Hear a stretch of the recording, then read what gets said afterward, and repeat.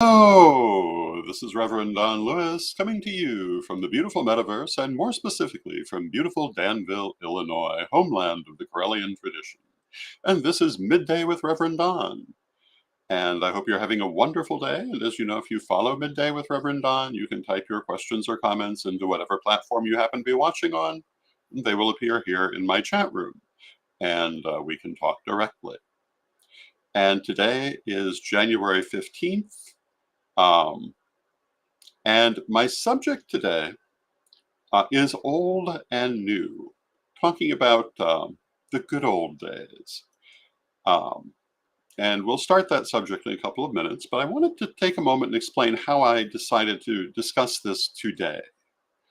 Um, Today is Martin Luther King Day, which I consider a very important holiday. I am a very strong believer in equal rights for everyone, and a very strong proponent of civil rights in general. Today is also the 101st birthday of my late father. And hello to Tom. It's good to see you, Tom. Um, and my father was known for many things. One of them was talking a lot about the good old days. And today is also the occasion of a continuing severe winter storm over much of the US. And hello to Christine in the chat room. Here in Danville, it's 2 degrees today, which is a gigantic improvement because yesterday it was minus 2 degrees. And hello to Pumpkaboo in the chat room. And Pumpkaboo says, greetings and blessings, Rev Don. Once again, I love all your work and I've been following you for probably almost 10 plus years on Magic TV. Thank you, Pumpkaboo. I really appreciate that. Hello to Renee in the chat room. And hello to Shocker Alum in the chat room. Gary from Kansas City. It's good to see you. And Gary says, we're frozen in down here as well. Yesterday was very, very cold. And here in the 100-odd-year-old house I live in, it was very cold. Today, it isn't. I mean, it's a little cold, but it's not affecting the inside of the house quite as much, although we do have all the faucets dripping and so forth. But 2 degrees is way better than negative 2 degrees. But all of these things together kind of caused me to stop and think about all the things that have changed in life and are changing in life. You know, I often refer to Olivia Robertson, one of the founders of the Fellowship of Isis, who I had the great honor to know. And she often talked about how she hated when people referred to the good old days because she could remember them and they weren't.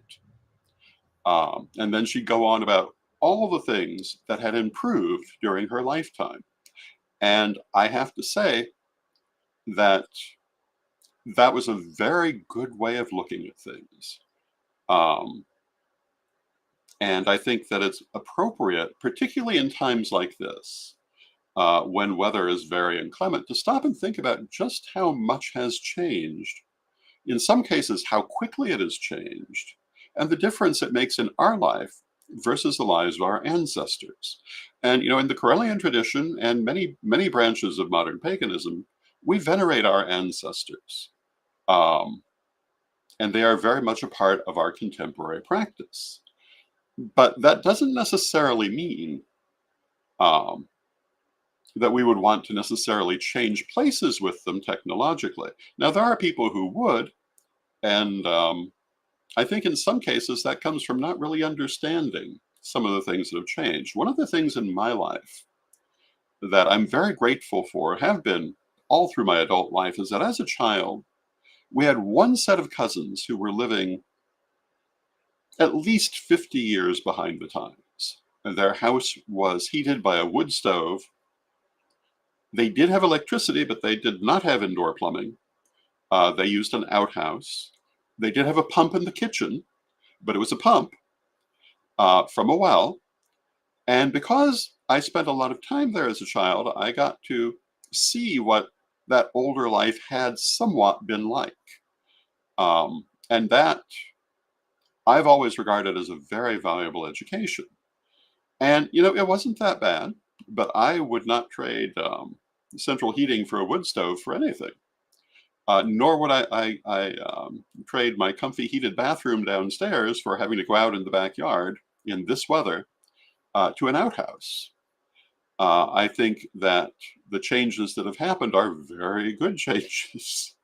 um, I think that we often are not sufficiently conscious of the good things that have come into our lives. And partly, it is human nature to focus on the problems. And there are certainly problems that are specific to modern life that were not present in the lives of our ancestors, just as there were problems in their lives that we don't have now. But I think we tend to forget the improvements. One of the things I often see talked about online is that people used to age faster. And although that, as a blanket statement, I don't think I can agree with, as a general statement, I absolutely do. I've watched it myself. Um, People do tend to stay a little bit younger looking today longer, though not everyone. I don't think I would count myself as someone who did that, but I look at Lady Crystal, who looked years younger than her age most of her life. I look at other people that I see around today, and yeah, it does seem like people's aging has slowed down a little bit. Now, I realize part of that is viewer prejudice. I think that the fact that when we look at photos of earlier times, the old costumes and hairstyles kind of set our mind to think of these as older people, and also the fact that they're mostly black and white photos does tend to have a harsher effect that makes people look a little bit older. But in my own life as an artist, I can remember back in the 70s really trying to track down what people would normally look like at 40 or 50 or 60 for use in my artworks. And applying what I observed then to what I see today, there are quite a few differences. Not for every person. There are people who age just as fast or faster than they ever did before, but far fewer of them. And why did this change? Um, they're ignoring conspiracy theories, which don't seem to me to hold a lot of weight. Some of the things that changed are really quite obvious if you think about them, and I just talked about them. We have indoor heating and indoor cooling in the summer. Um, Not that long ago, our ancestors were much more at the disposal of the elements. Of course, this caused them to age faster. When you're out in this kind of weather, or when you're in a house that is not that different from being out in the weather, yeah, you're going to age a little faster. People who still live more outdoor lives, I think, tend to age a little faster, unless they're taking preventive steps to stop that, because exposure to the elements is aging. Another thing um, that I think has changed are the beauty products that we use, and the fact that far more people are using them than previously. Um, I think that we are far more cautious about things like hydrating our skin and have products more capable of doing it, which certainly makes us look younger. Um, I notice for myself when I am using different skin creams that it will make a difference in how I appear um, on a regular basis. So I think that's another thing. And one of the biggest things is that we are far, far less exposed to smoke. And, people talk about how smoking was aging, but, I don't think it's just smoking, it's just being around smoke. And everyone was until quite recently, because how were houses heated? Um, Historically, with fire, either wood fire or coal fire. Um, Only very recently did we move past forms of heating that generated smoke right in the house. Uh, Barely over 100 years ago did we move on from wooden stoves. And hello to Steve in the chat room. It's good to see you. Hello to Pagan World TV in the chat room. And and Pumpkaboo says, I am grateful to live during a time and place where people are more accepting of each other and more connected than ever. And I'm grateful for having access to all kinds of education I wouldn't have before. Absolutely. And Christine says, this cold makes me so grateful for heat, shelter, and food. It also brings me closer to nature. I went up to the store to get a heat light for a rooster that found its way to our side of town a couple of years ago. I also got some bird seed and put cat food out for wild cats. Helping wildlife in need is a very magical experience. Absolutely. And hello to Janet in the chat room. And I want to wish Janet a happy birthday. I believe it was yesterday. And I hope you had a beautiful birthday. All of these things are things that we don't think about having changed on a daily basis in our lives, but they have.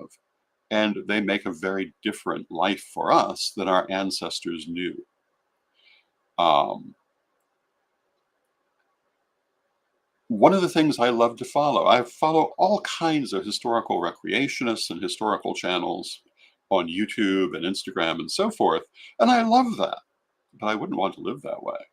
I follow one called Frontier Patriot, um, which is mostly about cooking from about 2 centuries ago. And Justine, the main character, Justine, is cooking over an open fire as people used to do. And it's fascinating to watch this. And, I can see how, as a choice, if you're doing historical recreation or you're camping or whatever, it's great to know how to cook over an open fire. I love my microwave. I love having an actual stove that I don't have um, to rake for coals and build fires in and watch the heat of the fire and keep plugging it as I go. Um, I think that's a huge step forward. I wouldn't want to go back for anything. Um, I think that the skills that allowed cooks in earlier times to cook over open fires were valuable, interesting skills that we mostly don't need and don't maintain today. Um, and at that time, they were very important. Today, they're largely forgotten, except among historical recreationists and others who have a particular need for them. And I don't see that as a loss to society. Um, I think that we have come forward tremendously with things like gas stoves, electric stoves, and whatever the next stove is going to be, things like microwaves and all the other different things we have to cook with now that I rather imagine our great grandparents would have loved to have had in similar times. It is certainly an interesting avocation to recreate history that way. Um, but I don't really see that I would want to live there. One of the channels I follow is Dandy Wellington, who has a saying that I believe originates with him, which is vintage style, not vintage values. And this is, I think, particularly a reference to the racism that was far more prominent in past generations, still unfortunately too prominent today. But it speaks to my attitude toward history, that we take the good forward, the vintage style, for example, but not the bad. And we leave those things where they are. And I believe when we work with our ancestors, we're working with their higher self. That is the part that becomes the ancestor. And through them, we get the good. Um, we don't necessarily get, for example, what prejudices their conscious selves might have had in those lifetimes. That isn't the part that goes forward, that gets left with this life, at least in the way that I practice and the experiences I have had. And I think that we need to, in our own lives, try to be that way as well, to leave the negative behind us and to embrace the positive as we go forward. One of the things Olivia Robertson used to always remark upon when she talked about not liking when people talked about the good old days was that in those days, everyone was riding around in ass carts, meaning donkey-driven carts. Automobiles, well, as she would put it, her family had the only automobile anywhere nearby where they lived in Ireland. She came from a wealthy aristocratic family, and as she put it in a different conversation, they were the only people there who had any money at that time. Everyone else was struggling very hard to get by. Now, over time, that changed, and she loved that. The time we had that conversation was during the technological renaissance that Ireland was experiencing um, in the early 2000s, where, as she put it, everybody had money. And in fact, her family had tended to lose its money, although not all of it, but everyone else had gained money. And she thought that was a wonderful change in society. I totally agree. I've been enjoying watching snippets from the Gilded Age on YouTube. But, I certainly wouldn't want to live there. And one of the things that I've lately started thinking and mentioning is that it's wonderful to love these historical romances, which are almost always about the upper class. But unless you're in that class today, you have no reason to think you would have been in that class then. And this is not the lifestyle you would have been living.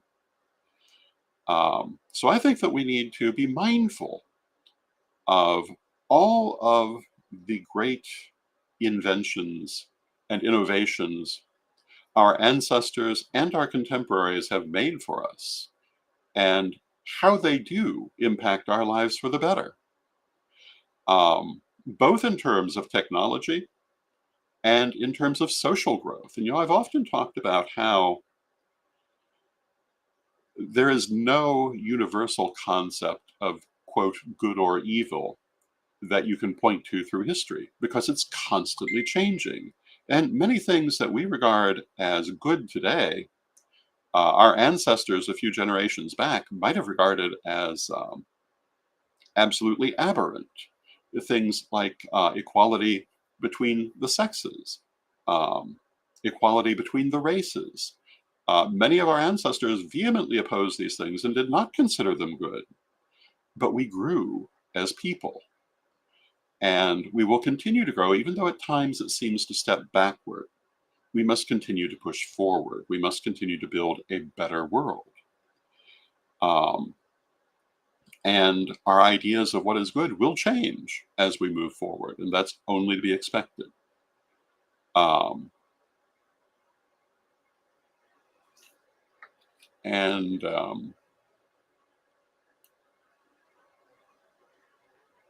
and Tom in the chat room says, "I smoked for 30 years, but not anymore." That's wonderful, Tom. And hello to Raven in the chat room. And Tom said, "Food tasted so much better then." That's an interesting subject I may find myself segueing into. And Pumpkaboo says, "A YouTuber I enjoyed is called Tasting History with Max Miller." Me too. He does videos about historical cooking and discusses both the history around the dish and how to make them. Um, and it's wonderful for kitchen witches. Yes, Max has Tasting History is a wonderful channel, and Max is a very entertaining host. Um, and I love the way that he talks about the history of some of these dishes, some of which are not what you expect them to be. Um, I'm very interested in tasting history. And Janet says, "I'm grateful for blankets and fuzzy socks." Yes, indeed. And thank you for the birthday wishes. Uh, Blessed to be at 60. Yes, indeed. My mother passed away at the age of 55, and I'm ready to see what this new chapter will bring. Congratulations, Janet. May it be a wonderful chapter. Um, when we look at all these things that have changed, I think we cannot really look at our modern lives and think that they are not, in fact, better. Yes, of course, they do bring with them some new problems of their own. But, if we went backward, there'd be old problems we've forgotten that our ancestors were all too well aware of. For example, I mentioned earlier, we have the faucets running here at the house to make sure the pipes don't freeze. When I think of my cousins with the indoor pump for their water, I'm not quite sure what they would have done in this weather. That's a problem they would have faced that I do not, but they certainly would have had to face it. I certainly can imagine the problem of having to go out to that outhouse in 2-degree weather, or even worse, negative 2-degree weather like we had yesterday. I much prefer our modern problems.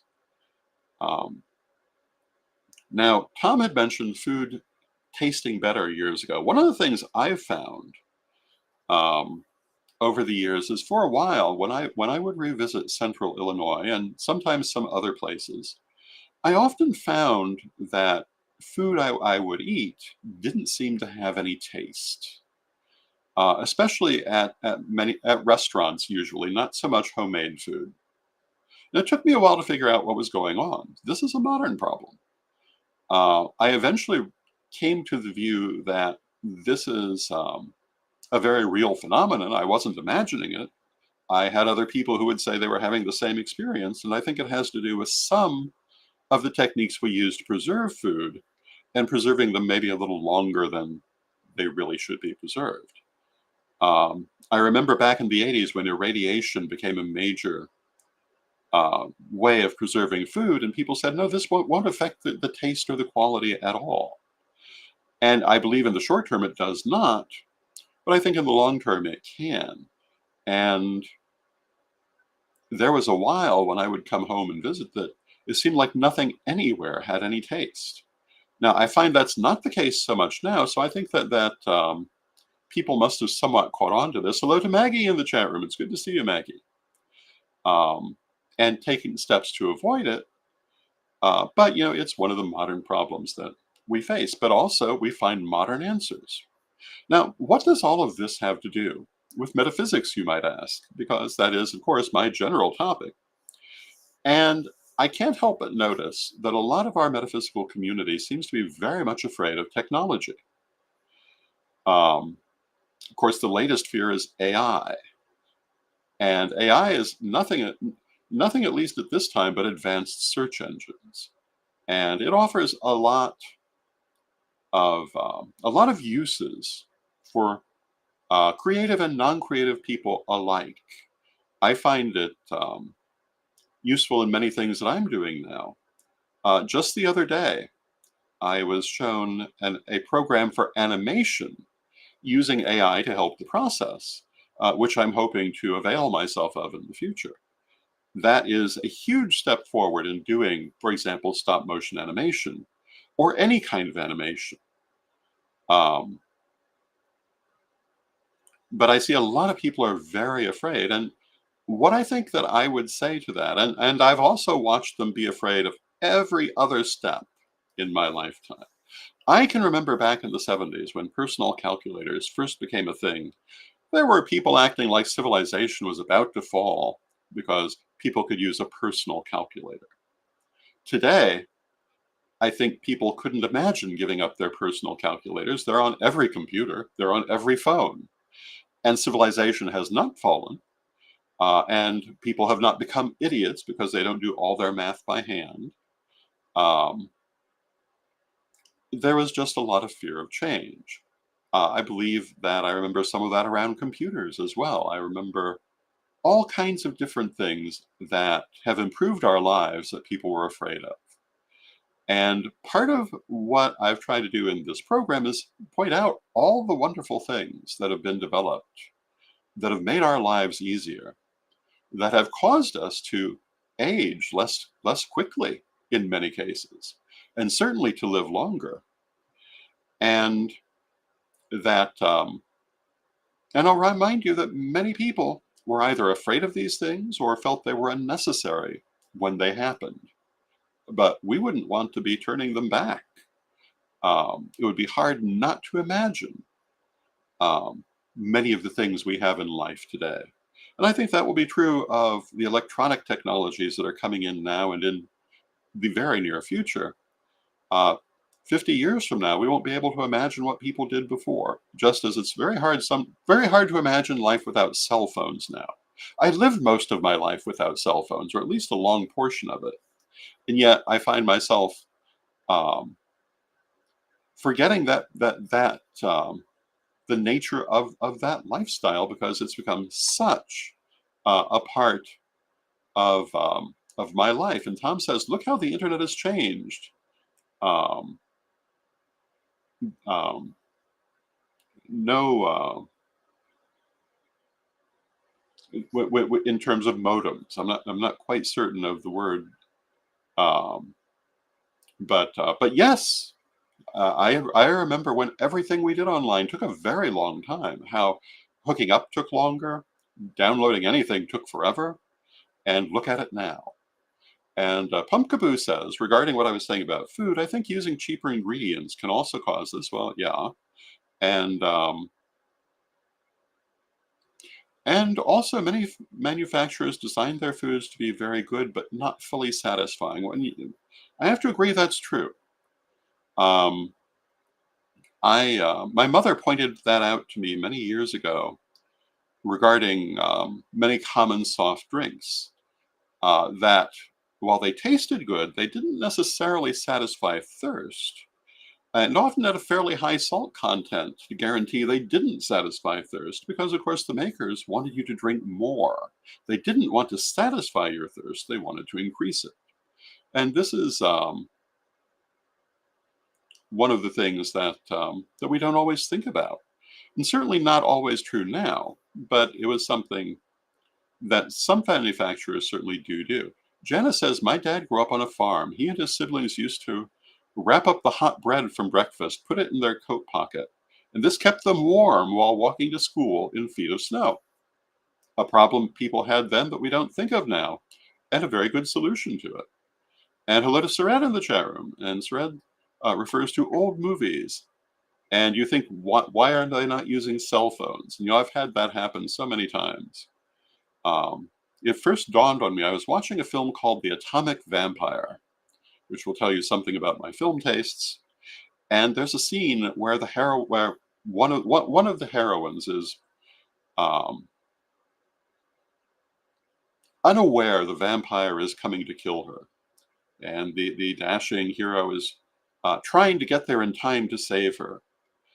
And I kept thinking, why doesn't he just call her and let her know to lock the door? And then I realized, wait a minute, this is 1963. There are no cell phones. um, and I remember that life, but I often forget it. And Maggie says, I'm thinking of getting a landline for telephone. I'm afraid of satellite interruptions. Um, well, the world is in some ways in an unstable place. I don't know that having a landline is necessarily a bad idea. But I'm sure that we will find ways to adjust to whatever happens. Um, but yeah, we do see the order of the world seeming to disintegrate all around us, which of course is part of the turning of the age. To some extent, we'd expect it. Um, but this kind of comes down to the end of our half hour, and again, my point today is that it's wonderful for us to take forward the good of former times. That's the whole point of life. Take the good, go forward with it, but leave the bad and embrace the new. New technologies are going to make everything better. They are going to help us, I believe, to further develop our spirituality, not impede it, but further be tools that we can use. Um, and I think all of this is very positive.